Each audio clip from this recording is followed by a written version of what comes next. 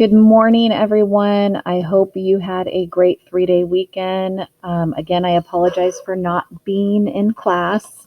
I am going to record a lecture for you on basically the leadership in Congress. If you do have any questions, please email me. You can email me through School Loop. I don't know how much phone service I'm going to be getting, but at least I will have the access to my email, and I will get back to you within 24 hours. So today, like I said, we're going to be talking about the presiding officers in Congress, their responsibilities, how they're chosen, what the leadership looks like in the organization, and then who is actually leading the the two houses in Congress. So we're going to go ahead and get started. All right, so responsibilities of the leadership in Congress. So they will be able to determine what bills are going to be discussed on the floor and in what order. Again, lots of bills come through both the House of Reps and the Senate each year, and so they have to decide what is going to be more vital to hear at what time. They will also interpret the rules for debates because not everyone is going to agree on the bills. We know that a lot of bills die in committee. Those that make it to the floor are going to be up for debate. And so they have to coordinate those debates too. So they're going to be the ones, the leadership will recognize the speakers. They will apply the rules of the debates. They are going to call for the votes, and we'll talk about who votes and who doesn't, and they will preside over all the sessions. If there is temporary presiding officers that are needed, they will make those appointments. So how are leaders chosen? How is the Speaker of the House and the President pro tempore in the Senate chosen? That's going to be by what we call a party caucus. These are closed meetings. It is only for the political party that you are part of in the party organization. And there's two main things that are going to happen here. One, they are going to select the party's floor leaders. So they're going to choose the Speaker of the House. And depending on what political party you are part of, if you're the majority floor leader or the minority floor leader, and they are also going to choose the whips. And we'll talk about what each of these responsibilities are. They are also going to look at the different committees, and they are going to hopefully be able to choose who's going to be involved in members of which committee. And we know that most of the work in Congress is done in the committees and not on the congressional floor of the House and the Senate. Now, if we look at just the flow chart of the organization of the House, we do have the Speaker of the House up at top. And then we have the floor leaders. There's going to be a majority floor leader and a minority floor leader. So for the 116th Congress, the Democrats are majority and the Republicans are the minority. We also will have two whips, a majority whip and a minority whip. And again, they are going to be, majority is going to be from the Democratic Party, and then we have the minority from the Republicans. Everyone else is the representatives. And so the representatives are going to be the people the representatives that were elected by the people of different states. The organization of the Senate is pretty similar. The president of the Senate is actually not a member of the Senate, and we'll discuss that more in a few minutes. After that, we have the president pro tempore, and the president pro tempore is going to serve in the absence of the vice president. They are going to be from the majority party. So in this 116th Congress, they are going to be Republican. Our majority and minority floor leaders are going to be, majority is going to be Republican, minority will be Democrat. And then we have our majority and minority whip.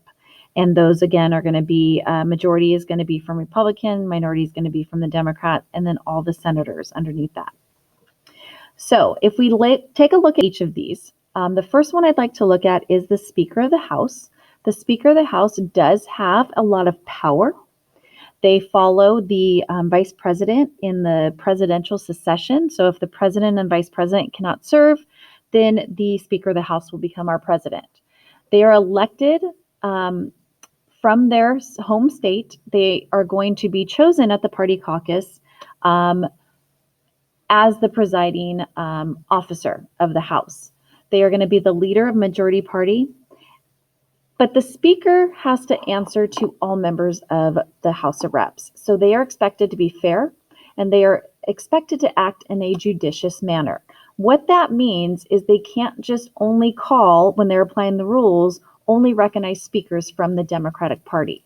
They do need to make sure they are recognizing all members of the House of Reps. So our current Speaker of the House is Nancy Pelosi, and she is from California.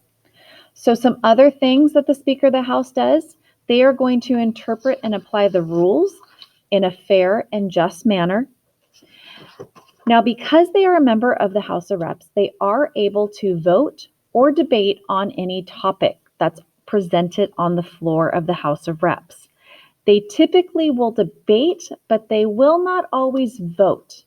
The only time that they must vote is in case of a tie. Typically, though, because they are the leader, they try to let the House vote and will support whatever vote is made. Now, if we look at the Senate, the President of the Senate is not a member of the Senate. They were not voted as a senator from any state. They are the Vice President of the United States, so they are from the executive branch. They are much less powerful than the Speaker of the House, not necessarily from the majority party. So you can have the majority party in the Senate be Republican, but then the President and Vice President be Democrat. So it isn't necessarily from the majority party. They are going to be asked to be fair and act in a judicious manner, just like the other presiding officers. However, they are limited. They cannot take the floor to speak, and the only instance that they can vote is in case of a tie. If there is a 50-50 vote in the Senate, the only time they can vote is in case of a tie. And the presiding officer in the Senate is Mike Pence. The president of the Senate, I'm sorry. He is the Vice President of the United States. Now, the President pro tempore is right underneath the President of the Senate. They are the other presiding officer, and they are going to serve in the Vice President's absence. They are an elected member of the Senate. Now, if we look at what pro tempore means, it means for the time being. A lot of the times, the Vice President is performing duties as the Vice President. They are working within the executive branch, so they will either decide or they cannot be at the hearings. They cannot be on the floor, so they will have the President pro tempore act.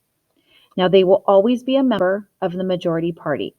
So the current President pro tempore is from Iowa, Senator from Iowa. It's Senator Chuck Grassley. Next on our presiding officers, we have our floor leaders. And our floor leaders are most important officers next to the speakers. It is not an official position, but they are picked for their post by their political parties, which means their political parties are putting a lot of faith in them to be the leaders of the House and of the Senate. Now, they are going to try to carry out decisions that the party caucus has made. They will try to direct floor action that will benefit their political parties. So they are not going to want, they are going to try to get things on the House floor or on the Senate floor that's going to benefit their political party. The majority leader tends to be more important than the minority because their party has more seats and more votes in both houses. So after the floor leaders, we do have the whips, and the whips assist majority and minority floor leaders. They are chosen by the party caucus, but the majority and minority floor leaders will recommend who they want in these positions. Now, their job is to check with their party membership and see how those party members are going to be voting on certain bills or resolutions. And if they aren't going to vote the way their party wants, they will try to persuade them to vote. They will advise the floor leaders on how many votes they can be counted on. And then again, they will go out and try to persuade the other leaders. They see that members, if there is an important vote coming up, they will see that their membership will be present for their votes as well. Now, if we look at the presiding officers, We have the House of Refs on your left, and we have the Senate on the right. So like I said, our current Speaker of the House is Nancy Pelosi. She is from California. Kevin McCarthy was actually the majority leader. He is from the Bakersfield area.